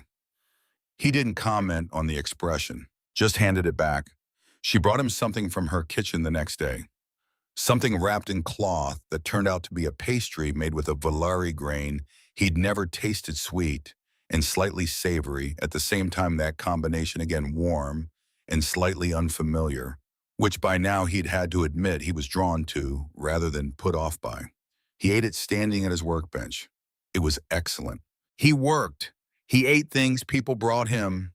He learned slowly and incorrectly a few words of Valari, mostly from Lyra, who was at 5 months developing strong opinions about which syllables were interesting and which weren't, and had no patience for anyone's ego when it came to mispronunciation. She would simply wait with complete composure for him to try again. He tried again, every day. And one afternoon, working late, he looked up from the bench and saw Saya standing in the workshop doorway. She came by sometimes to bring lunch, to tell him something that could have waited, but she'd walk past on her way to the market. He'd stopped asking what she was actually doing in the vicinity of his workshop. When she said she was on the way somewhere else, she always seemed to be on the way somewhere else. He decided he didn't mind being somewhere on the way. This time she was just standing in the doorway, not carrying anything, not on the way anywhere visible, just there with the amber afternoon light behind her and Lyra asleep in the carrier on her back. Yes, Lyra slept during the day now, which was a development that still surprised everyone, including Lyra herself, and an expression that was not the careful one, not the measured one, something else. What, he said. Nothing, she said. You're standing in my doorway with a face. I always have a face, a specific face. She came in, sat on the stool he kept at the end of the bench, which she'd started using without asking at some point, and which had become without discussion hers. I was thinking about the letter, she said. He set down the tool he was holding. Nira told me something once, she said. On the transport ship, before Lyra came, it was late and she was tired, and she said things she probably wouldn't have said otherwise. She looked at her hands. She said that she'd been afraid her whole life of needing someone. She said she'd watched people who needed people, and she'd thought it looked dangerous, like a structural weakness, like something that could be found and used against you. Elliot was very still. And then she met him, Saya said. And she said it turned out the danger was real, that needing someone was exactly as dangerous as she'd thought. She paused. But that the alternative, she stopped. She said the alternative was a life she couldn't actually live in. She said it was too small, too sealed, like living in a building with no windows. The workshop was quiet except for the wind outside and the distant sound of the market and the steady breathing of a sleeping baby. I've been very sealed, Saya said. I know, he said. I thought it was practical. It was practical. It's also, she looked up, very small. He looked at her, at the face that was not the careful one, at the gold eyes that were not measuring him for threat or calculating escape routes or doing any of the things they'd done in those first weeks, just looking at him and just there.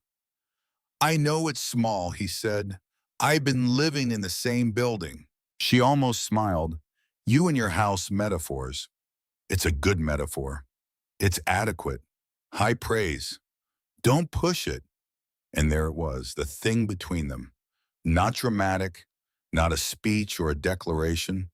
Just two people in a workshop at the end of an afternoon on a planet with two suns being honest with each other in the way that takes a very long time to arrive at. And then once you're there, seems like the most obvious thing in the world. He came around the bench, stood next to her.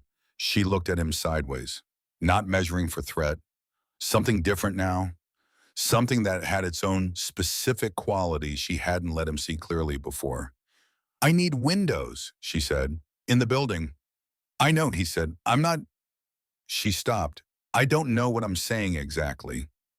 I think you're saying, he said slowly, that the sealed building is giving you trouble. Something like that. And you came here. I was in the area. Saya. She looked at him.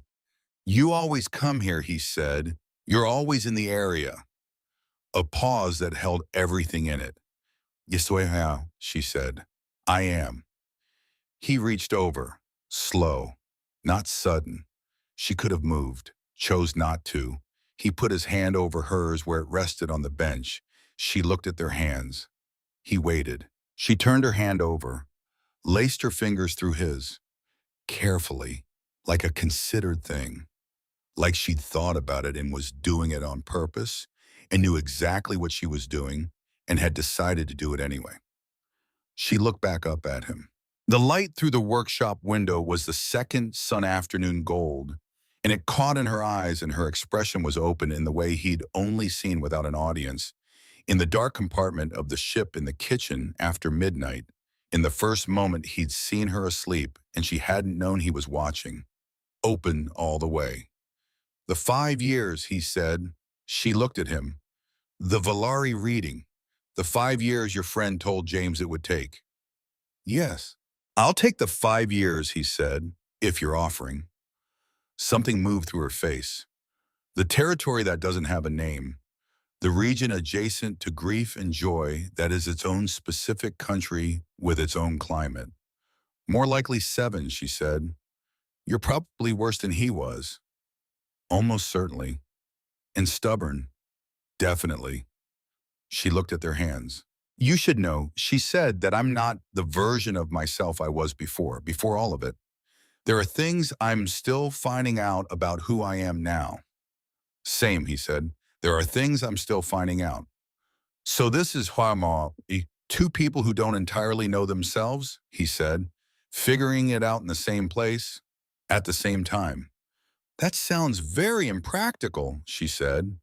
It sounds exactly right, he said. She held his hand, he held hers. Lyra on her back in the carrier slept through all of it, which was for the best. She was 5 months old and had been through enough and deserved a nap. 6 months later, a morning like the others, except entirely unlike the others, Elliot was in the yard, not fixing anything for once, just being in it. The yard behind the house they'd moved into together, by which he meant they had spent approximately 4 months working up to it. And then Callum had said, with the frankness of someone who has run out of patience for watching 2 adults circle an obvious decision, Dad, just move into the bigger house. And Saya had said also with some frankness, we've been having dinner there every night anyway. And Elliot had said yes, all right, and that had been that. Decided in under 3 minutes once someone else started it. The yard had grass, Vera grass, which was slightly different from anything he'd grown up with. Thicker, a deeper green with a tendency to feel cushioned underfoot in a way that took some getting used to. There was a tree at the back corner that had already become important to Lyra, who used it as a primary navigation landmark. Because Lyra, at 11 months, had recently discovered walking. The discovery had been, Elliot had no other word for it, chaotic. She'd taken her first step toward Saya, her second toward Elliot, her third in a completely independent direction of her own choosing, which had led her into the kitchen cabinet, which she'd found genuinely fascinating. Since then, she had been walking with the unchecked enthusiasm of someone who cannot believe this capability was available the whole time and has extensive plans for its application. He heard the back door. Say came out with coffee, both mugs. She handed him one and stood beside him. They looked at the yard together. The second sun was just coming up. The light was doing the thing it did, the specific color, the double warmth, the way it hit the grass and turned it something between green and gold that had no name in any language either of them spoke. She's going to want to be out here, Saya said. Yes. She's been awake since the first sun. I heard. You should have come in. I didn't want to interrupt your... I wasn't sleeping. Neither was I. They looked at each other. We're both very bad at sleeping, she said. We're getting better, he said, which was true, which was maybe the most significant thing that had changed over these months. Both of them sleeping more completely. Both of them waking less frequently to the particular dark of old vigilance. Not finished, not cured, just better. A little more each month, the way most real things improve incrementally without announcement until one day you notice the difference. The door opened again. Callum came out. He had a key. He also had a habit of arriving without announcement that had stopped being surprising approximately 4 months ago. Early, Elliot said. She was awake, Callum said. I heard her from the street, which confirmed that Callum's definition of 3 streets over had become significantly more flexible over time, and that Lyra's morning commentary carried farther than any of them had fully reckoned with. "She's inside still," Elliot said. "Yes." Callum produced a mug from somewhere. "For approximately, I'm—" The door opened. Lyra came out.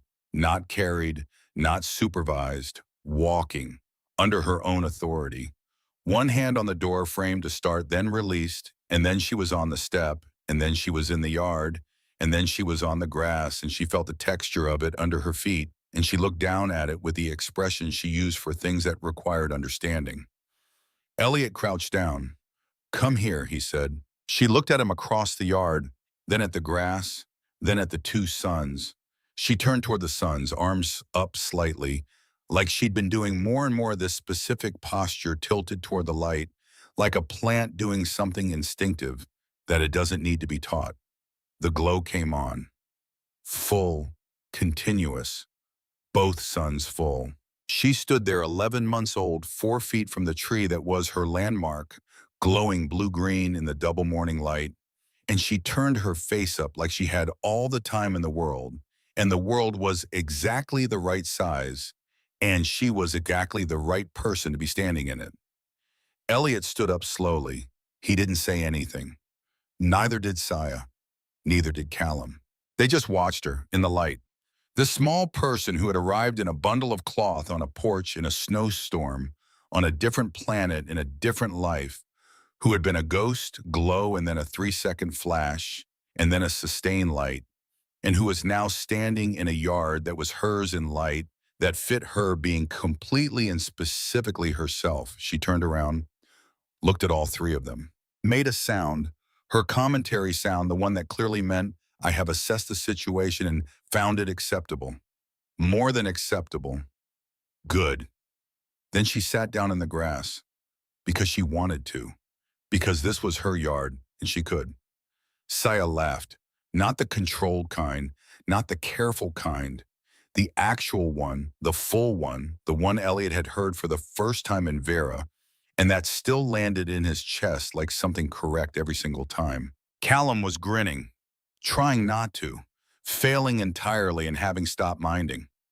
Elliot looked at the yard, at the grass and the tree and the two suns and the child sitting in the middle of it all, like she'd designed the whole place herself and was pleased with the result. He had spent 6 years closing down, 6 years of getting smaller, 6 years of a house calibrated for one, and then calibrated further for none, for absence, for the specific livable shape of a life that expected nothing new and had arranged itself accordingly. And then 3 knocks. 3 knocks on a night he would have called ordinary right up until the moment it wasn't. 3 knocks that turned out to be the beginning of the rest of everything. He looked at Saya. She was watching Lyra with that open expression, all the way open, the one she'd kept back for a long time, and now simply let be, and she felt him looking and turned to him, and the look she gave him was not complicated. It was just there, present, his. He reached for her hand. She was already reaching for his. Lyra in the grass held up a fistful of Vera grass like a discovery requiring immediate documentation. She looked at all three of them, waiting for them to understand that this was important. They understood. They always did. The two suns climbed. The light doubled. The day began.